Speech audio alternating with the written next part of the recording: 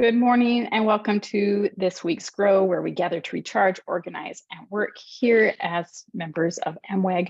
We are excited that we get to hear from our Director of Nonpartisan, Megan Woods, and our Root Director, our faithful Root Director, Kristine Haglund. Today, they are going to be talking about official statements of voting and being principled voters and what the church has to say about being principled citizens and voters in any upcoming elections and as we engage with each other and being peacemakers. So I am going to invite Megan and Kristine to join me and to take over this conversation. Okay, good morning, Rachel. So the First Presidency sent out a letter in June to be read in sacrament meeting, and this is really not new. We get these kind of letters about voting pretty consistently, but there were some new aspects of this particular letter that Kristine and I found really interesting and wanted to talk about. The first thing that really interested me, Kristine, and we didn't talk about this yesterday, but is the timing. Usually these letters come out right before an election, a big election, and this one came before, a year and a half before the presidential election. What do you think? Have you had any thoughts about why the timing was when it was? I have thoughts. They're not, they're guesses, not especially well informed, but I think that our leaders are really concerned about the political division that they see in the country that is certainly making its way into our congregations. And the political season has lengthened over the last, decade or so. And this year, particularly one presidential candidate announced very, very early, and others followed earlier than usual. So I think it makes sense. I also think that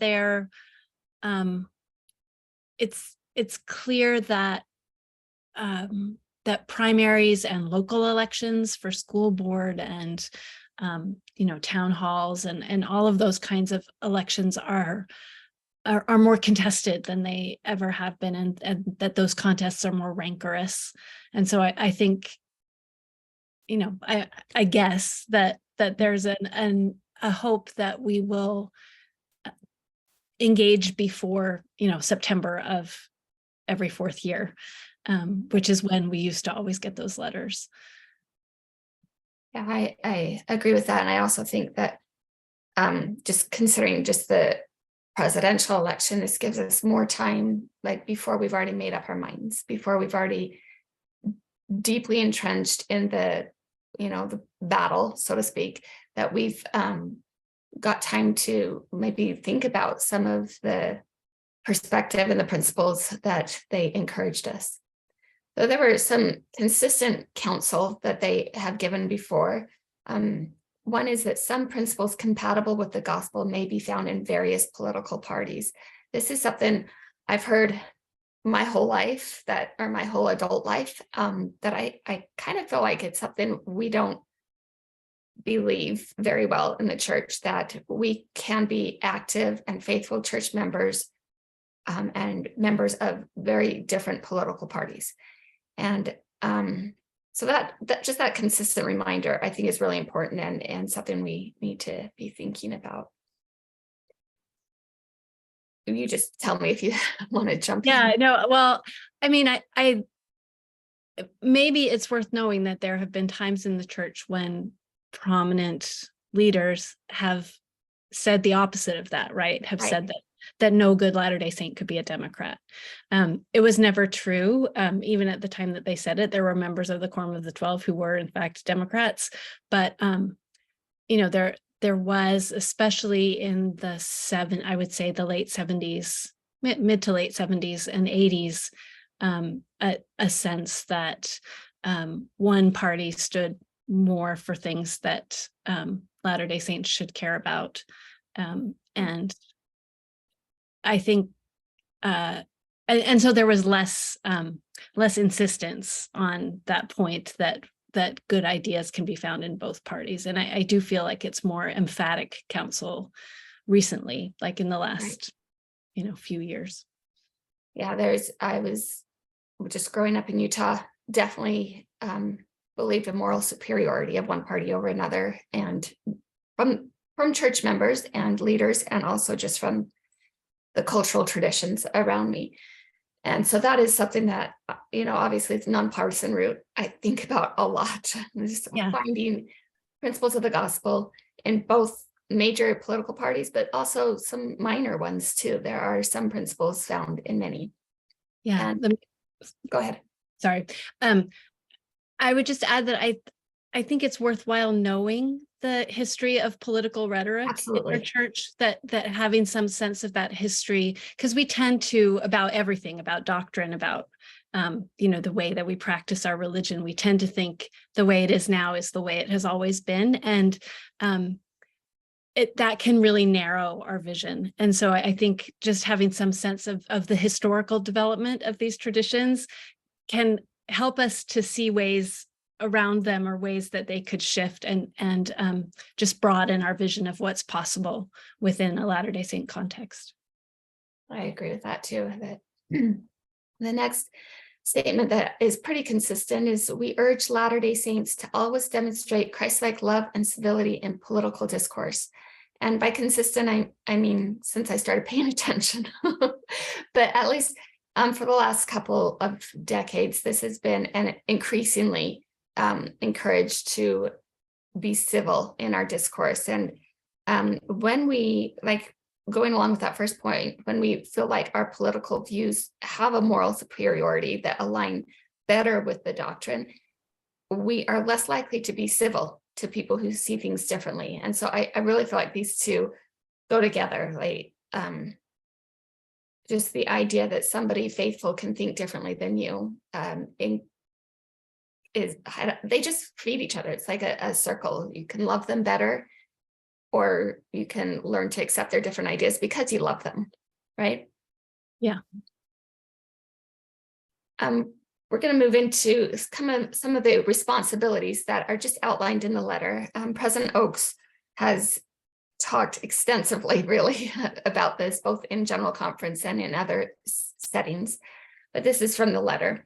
They first say, citizens of the United States have the privilege and duty of electing office holders and influencing public policy. Kristine, why, as a church member, our privilege and duty is different than just as citizens. We have a religious context to that. Do you want to? Yeah.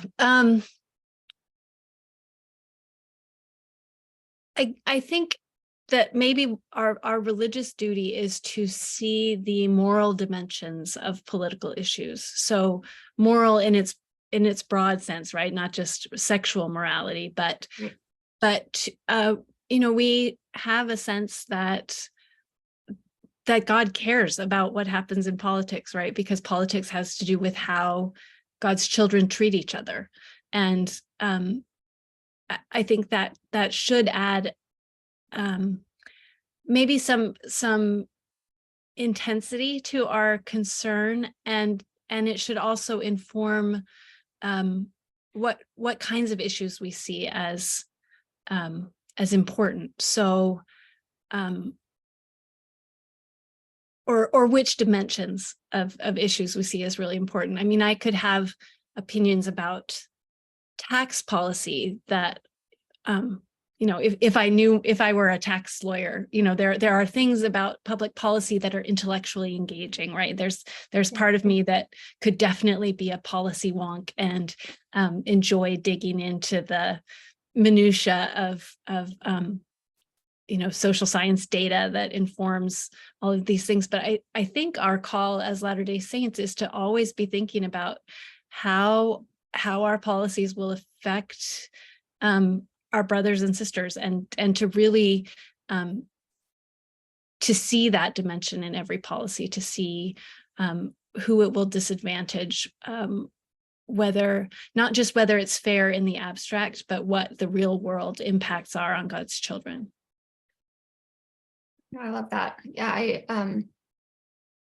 I had been thinking about it. Like, there are people in my circle of friends who feel like, as they are so focused on the gospel and church faithfulness, that it makes them somewhat aloof from politics. Like, they can just ignore the news, or, not engage because it's so contentious. But this privilege and duty we have is from God. The democracy, the ability to use our agency to influence like you said, the way the government treats us and others is it's really quite an honor to be a part of. Yeah. And I think it is a peculiar temptation of Latter-day Saints to view morality as an individual thing, in a way that allows you to say, I can be a good person, and maybe even a better person if I'm above the political fray. And I think especially the Book of Mormon wants to tell us, in fact, that we can't do that our morality is implicated in the systems of government that we build, and the quest for Zion is inherently a political quest. It's not something, we can't build Zion just between us and God. And therefore we have to do politics, and it's not virtuous to excuse yourself from that. Right. And the next one is, let's see, we urge Latter-day Saints to be active citizens by registering, exercising their right to vote, and engaging in civic affairs. So for a long time, I ended that at exercising my right to vote. Engaging in civic affairs, though, is also part of that. And the earlier said influencing public policy. Trying to do more than just at election season. I'm going to read the next one. We urge you to spend the time needed to become informed about the issues and candidates you will be considering. Our gospel doctrine encourages us to always make decisions by study and by faith, to not just, we are intelligent beings, and we're expected to be learning, to be educated about the world and, the things that matter. And so I appreciated this, just to take time. It does take time. Yeah. Yeah. And I also, maybe I just don't remember, but my sense is that the council on how to be involved has expanded over time. Absolutely. And this last time, the newest one urged Latter-day Saints to run for office, right? I mean, to get engaged to that degree. So it seems like they're encouraging us consistently and increasingly to pay attention beyond just voting. So can I ask a question? Do you guys feel like maybe that push to be involved and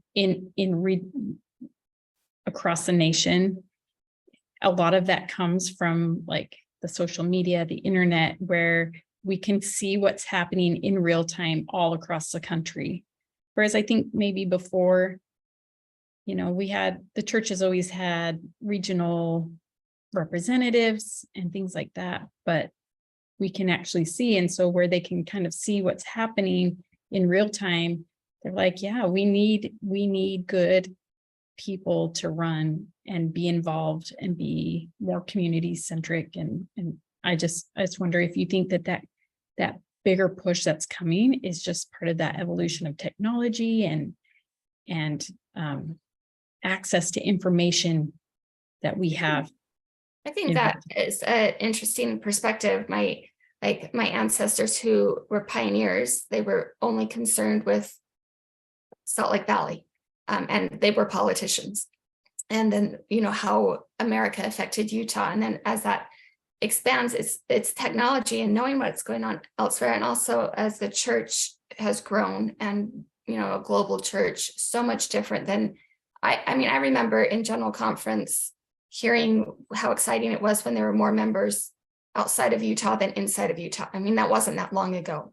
And so just expanding our ideas of inclusion and including in politics, like being involved. That's an interesting perspective, Rachel. Yeah, I think certainly social media and also the 24-hour news cycle, the way that all of these things have become more prominent in our consciousness, definitely are part of it. I also think there's been a concerted strategy on one side of the political aisle to take things local, right? So that school board elections and state legislatures are much more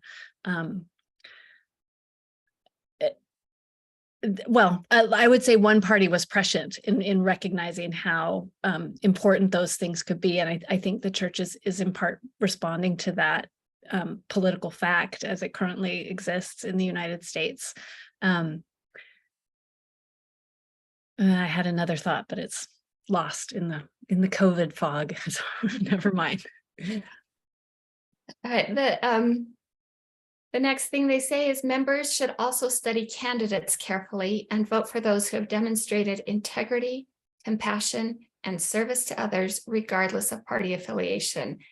I don't remember there being an emphasis on compassion and service in this before. And then the addition of regardless of party affiliation, I think is really vital that we look at the it's not just like we talk about morality. It's not just about having somebody who lines up with certain ideas of morality, but someone, with integrity and compassion.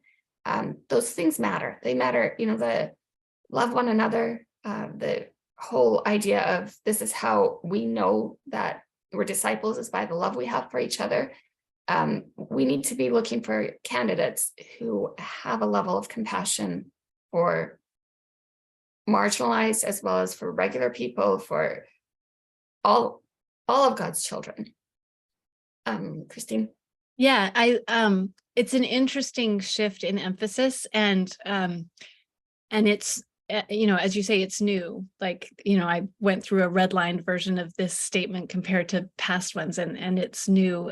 It often said something about integrity and good character, but the emphasis on compassion and service is new. And I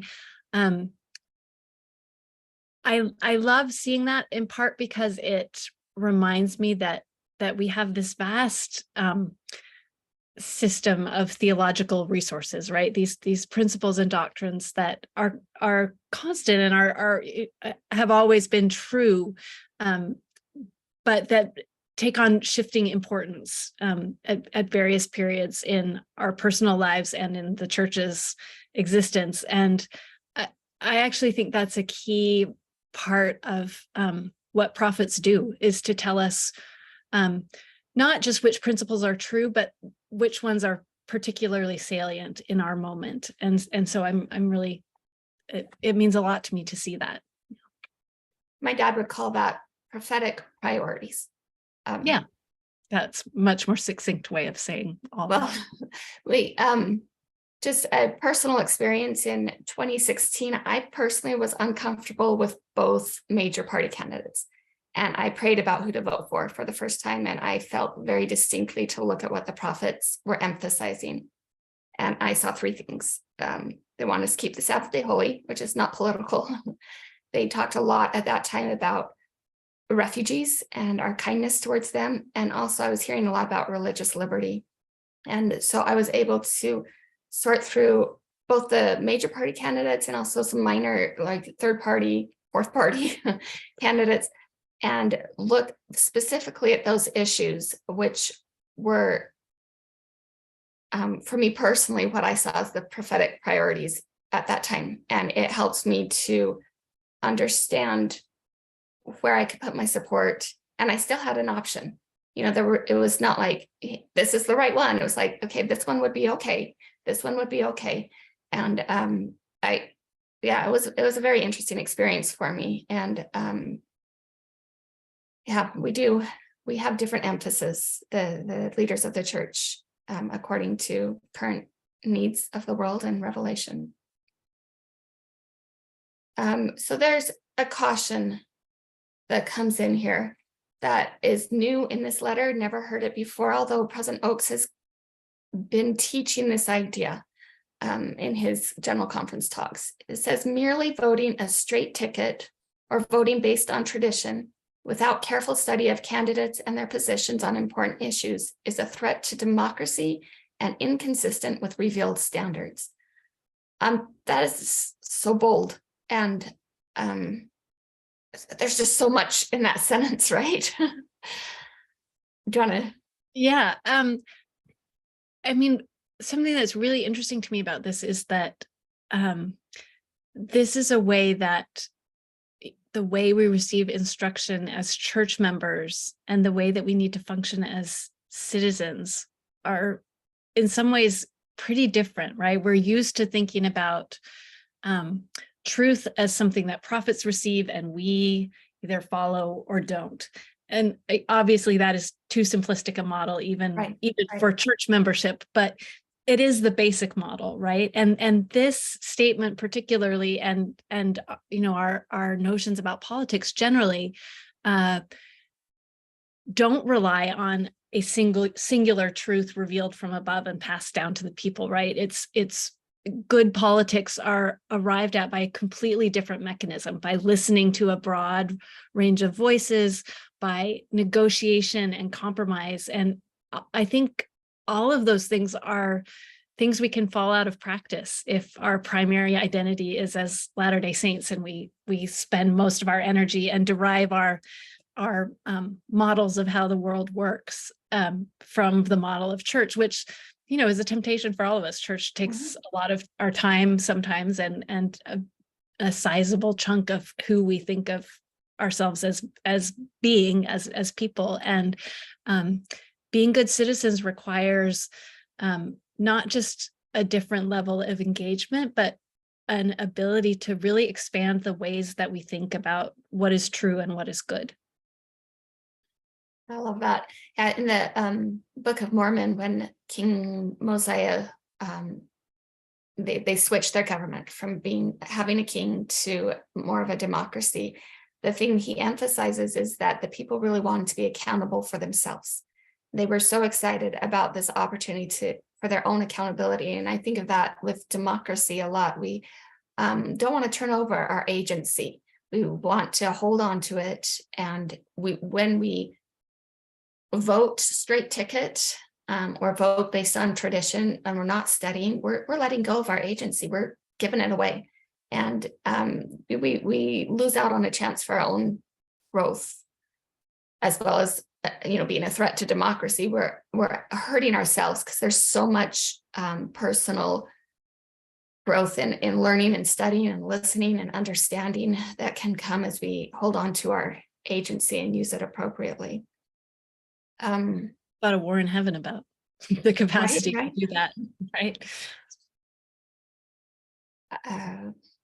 Is there anything else we want to say about? I think I had another thought, but it's also gone, and I don't have COVID, so. No, it'll come back. The agency pervades all of this, so I'm sure we'll get to it. So we want to mention here that MWEG has been working on Principled Voter for the last couple of elections, which is a series that helps us, or is supposed to help us think a little more deeply about who we're voting for, so we can let go of this attachment to party and instead look at each candidate and each issue on its own merit. And so I just want to put a plug in for that. Those are really a lot of thought went into those series, and we'll continue to do those and update them. And I remember the thought I was going to have before, where it's talking about voting based on tradition. Just a simple fact is that our parties, our political parties, are not, they have the same name, but they are not the same parties they were even 10 years ago. They have shifted so much in what matters. And so once, if we've labeled ourselves and identified with a party, and then the party changes, what happens to us? Do we change with the party? Or, we got to be careful about those things too. All right, the next thing in the church is to reaffirm about neutrality. And it says, while the church affirms its institutional neutrality regarding political parties and issues, it may occasionally post information about particular issues that directly affect the mission, teachings, or operations of the church, or that church leaders believe are essential to preserving democracy or the essential functioning of the United States Constitution. This one's a little longer and more detailed than in past letters too, right? Did you want to spend a little time talking about some of the, about the church's neutrality? Yeah. It reminds me a little bit of the dilemma I felt when my parents wouldn't tell me where they wanted me to go to college. I had, as a child and a youth, I had built my my sense of ethics and duty around pleasing the adults around me, particularly my parents. And I had always known what they wanted from me. And it was terrifying when they wouldn't tell me what they wanted me to do about college, when they just said, you can choose. And then I got my patriarchal blessing, and I thought surely that would tell me where to go. And it said like 5 or 6 times about various things. It is given to you to choose. And so I, on the one hand, of course, I think the church should be neutral about most political issues. Like this makes sense, right? This is deeply embedded in our sense of how government and churches ought to relate to each other. But it is scary in some ways. It requires us, as as we were talking about, to exercise our agency and to own the choices that we make. And we could choose wrong, or we can be presented with 2 options or 4 options, none of which seem very good to us, seem exactly right. And I think living with that ambiguity is part of how we become adults of God. And so I think the fact that the church is neutral is for our good as well as for the churches, right? The church and the United States government in particular have a fraught history with each other, right? And it has been important for us to figure out how to reconcile our beliefs in truth and in what's right with also how we live in a pluralistic society. And I think the fact that the church remains neutral but articulates moral principles and gives information in cases where it thinks it's really important, like in the last decade or so, marriage and family, immigration, help me with some other ones, the Utah Compact. Let's see. There have been a couple others. It used to, when I was a kid, I remember the first one I remember was betting, but when casinos and gambling were a live issue in a lot of states. That's the first one I remember, the church taking an official political stand about. But those things are rare, but I think they're really important. Vaccines and right. COVID regulations. Our church took a stand that was different from some other churches, right? There were churches that sued to be allowed to meet even during lockdown, and our church, did not, pointedly did not do that, and then made statements about vaccines. And it's interesting to me to and probably should be instructive to us to see which issues they feel are important enough to risk their neutrality about and to make statements about. When they talked about COVID, our response to COVID and then COVID vaccines, I felt a freedom, like we were stepping above the politics, like because it was no longer political to me. It was like, great, that's some, like you said, like some clear instruction. So I didn't have to be like, "Wow." But some of the other ones, we were talking about how sometimes when they speak out about an issue, it's not as clear, as cut and dry as we want it to be. And I've seen, like I saw, we all saw them, but when the families were being separated at the border, there was a statement from the church against family separation, reminding us to acknowledge with compassion, every refugee, every immigrant, an asylum seeker, that they're children of God. But at the same time, in their statement, they made it clear that nations have a right to protect their borders and to create laws to protect their borders. And so there's like this, they're modeling this kind of balance. They're not getting into the deep things of the policies and I don't, all these politics are so complex, but they're showing us the principles that are maybe in the political world, they seem like opposite principles, but they're both valid, and we need to figure out for ourselves how to mesh them together. Yeah. That productive tension between, sort of parallel truths is, and I guess I want to say I've now had the experience of having first presidency statements about policies that I have both strongly disagreed with and agreed with. And I think both of those come with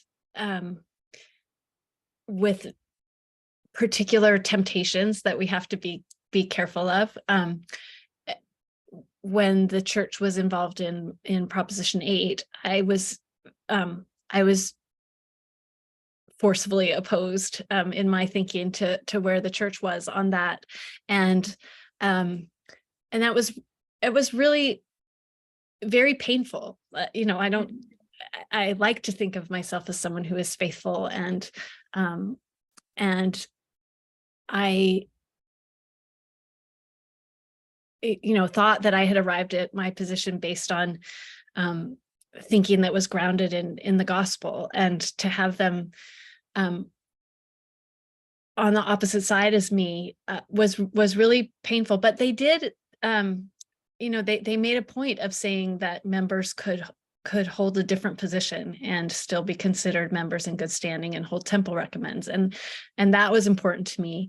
And it was important to me to not become proud of my disharmony, right? I think that's a real temptation when you think you're being so brave and taking a stand for conscience. There's a certain kind of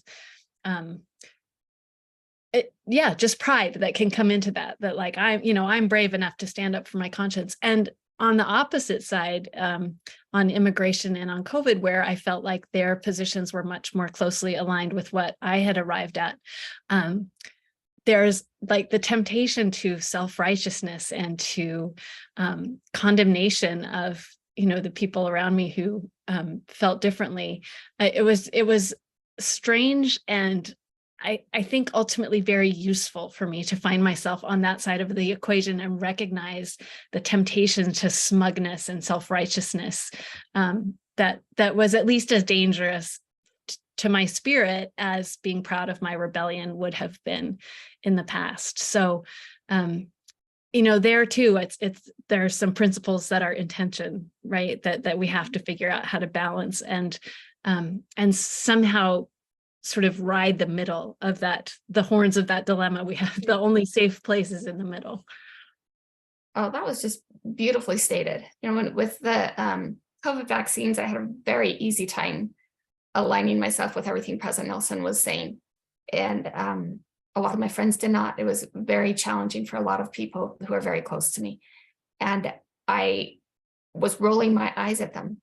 And then it suddenly struck me. And because of a different experience, I realized how hard it was like you're saying, it's so hard to feel deeply. Like they thought they were standing up for religious freedom. They were standing up for agency. They were standing up for children, whatever their thinking was. They thought they were using gospel principles to arrive at that. And when I developed compassion for people who thought differently, that was a big growing moment for me that was really helpful, both for how I view my neighbors and also for how I view, just politics in general and getting along. Do we want to talk about any other specific issues the church is? I don't think so. I don't Okay. think so. All right, so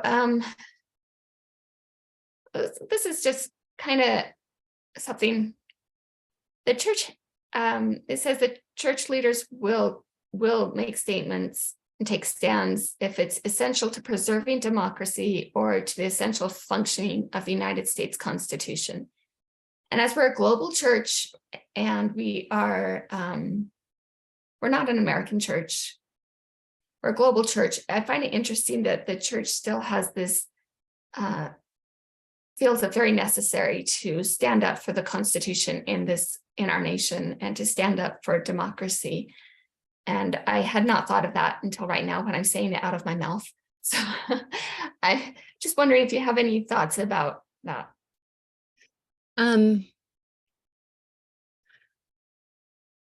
No, I mean, I think the sort of scriptural and historical reasons for that commitment are pretty clear, and I think there is a sense that that sort of read beyond the particulars of the United States, that the principles on which the Constitution is built of democracy and self-determination and checks on government power, that those would be salutary for the whole world. I think there is a commitment to those ideas. Not to imposing them by force on the rest of the world, obviously, but a commitment to those ideas as true and important. Okay, I my limited experience with internationally, I know there's a lot of hope that people in other countries place upon the ideals of America, and yeah, it's just an interesting thing to think about. They mention political choices and affiliations should not be the subject of any teaching or advocating in church settings. Leaders ensure that church meetings focus on our Heavenly Father, our Savior, and the gospel. This is really interesting. Again, I'm just living most of my life in Utah. I don't think a lot of people realize that. I don't think they realize sometimes when hints of their political leanings come through as doctrine, I don't think they realize that they have not separated those things unless you find yourself on the outside. And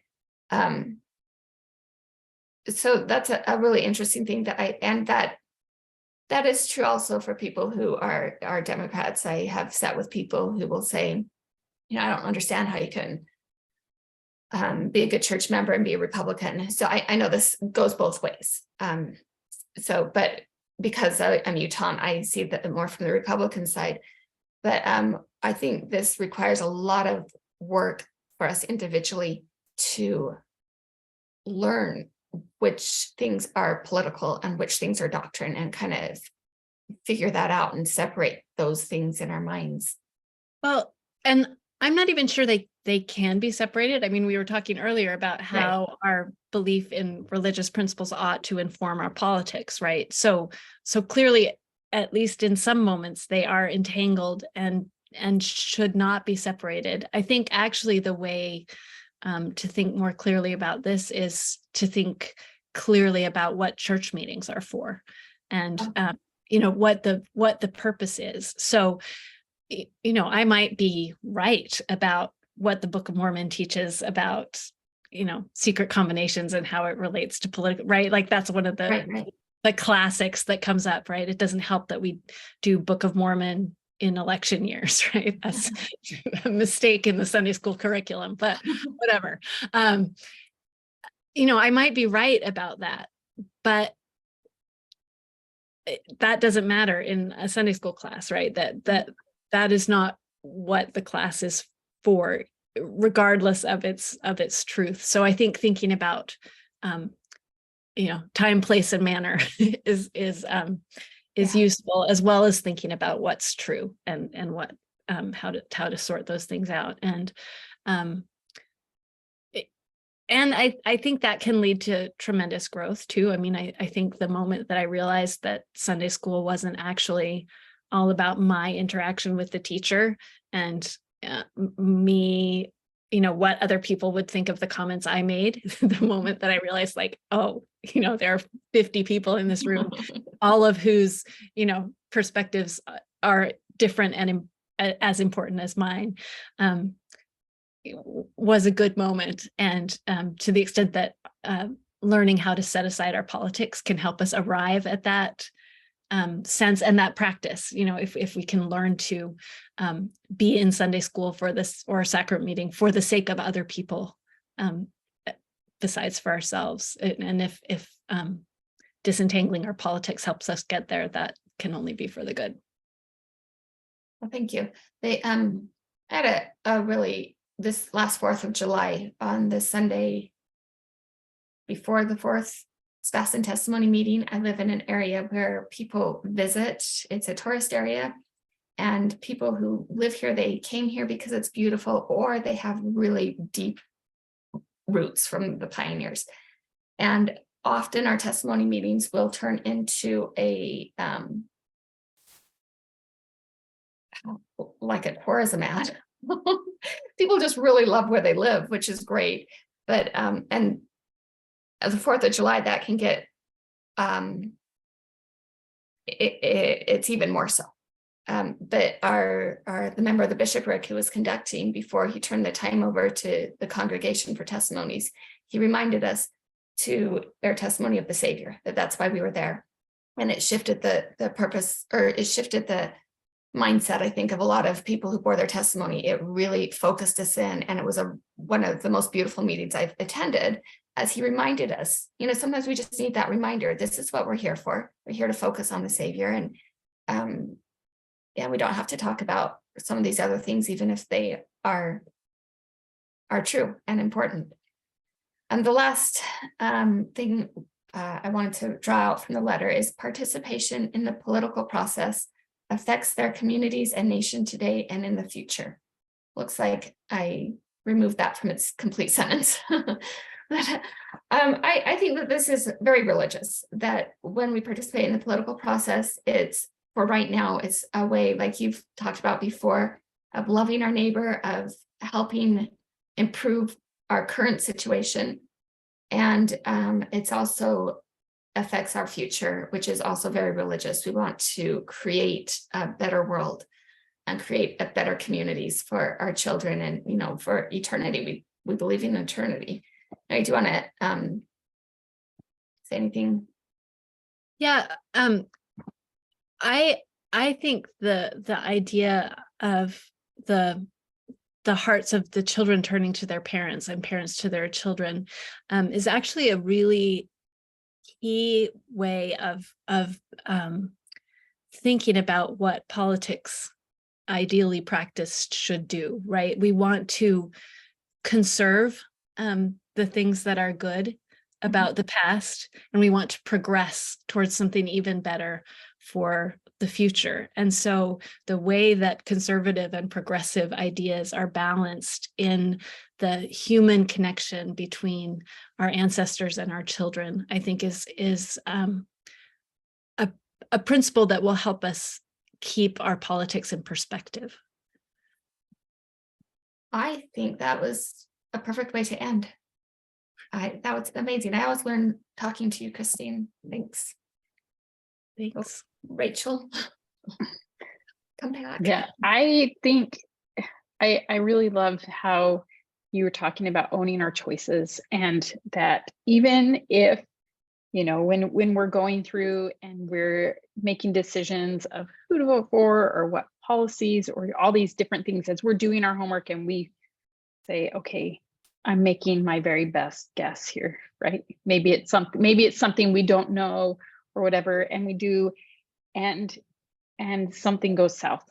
It doesn't go through, or all of a sudden the people who are creating those laws or whatever, it just takes a turn that doesn't align with us or the things that how we thought it might turn out, and how you just, sometimes we can just say, I did the best I can, and I didn't, we can't foresee the choices of other people. That's kind of the peril in agency, right? Is that we only get to do our own, not necessarily everybody else's. But I do think that sometimes we have to say, well, this is who I backed, and I don't necessarily back this person anymore, or I don't back this policy or this bill that's going through that I thought I was hoping would go through, and because now they've added all these things, or just different things like that we get to course correct. We get to say, this is, and change our minds. That's the thing about, I think, with politics, is people change their minds all the time, and we get to do that too, right? So Yeah.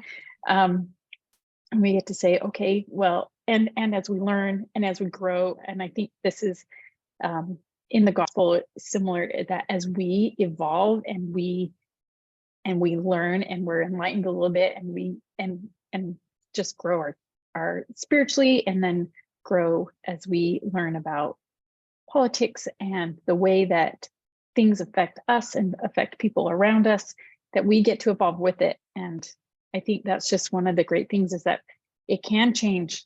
Like, we might have a really strong stance on something in our early 20s, that by the time we have a little bit of life experience 20 years later, it's totally different, because it affects people around us differently, and or us even. And I think one of the things that MWEG does well is that it allows women to share those experiences and say, hey, this is why I'm doing this, because this is how I feel about this personally, and here's my personal experience, and encourages us to communicate and have dialogue and be peacemakers when people don't necessarily agree with us on certain positions. And Megan, like you were talking about during COVID, or Kristine was talking about some other policies that had come up, that you think your position is the best position, and it's that pride, and that's I appreciated the smugness, because I tend to do that a little bit and be like, well, good luck to the rest of you. I hope your choices don't have perilous effects or whatnot. And I think that it's being peacemakers as we go about some of these things, that sometimes we have to kind of play our cards close to our chest and keep our decisions. They don't necessarily have to be secretive, but they can be private, right? I think there's a difference between those two things. But there's also that owning those choices, even if we keep it to ourselves and just say, I will do different next time. If there's somebody in your community that's running and you voted for them once, and then they turned out to be disappointing, you can not vote for them again if they run. So just different things like that. So I appreciate you guys going through this piece by piece and talking about each different section and how it applies to us as citizens and as members of the church, and gives us something to think about as we navigate, the political realm, with a lens as members of the church. So thank you so much. Thanks for taking time to be on the Grow today. And thank you for those who are watching our video today. As you know, you can watch the recording in the Facebook discussion group, and you can see past Grows on our YouTube channel. There is a playlist there. So if you want to subscribe to that playlist, you can go back and watch past Grows as well. So thanks so much for being here. We'll see you guys next time. Have a good day. Well, thanks, everybody.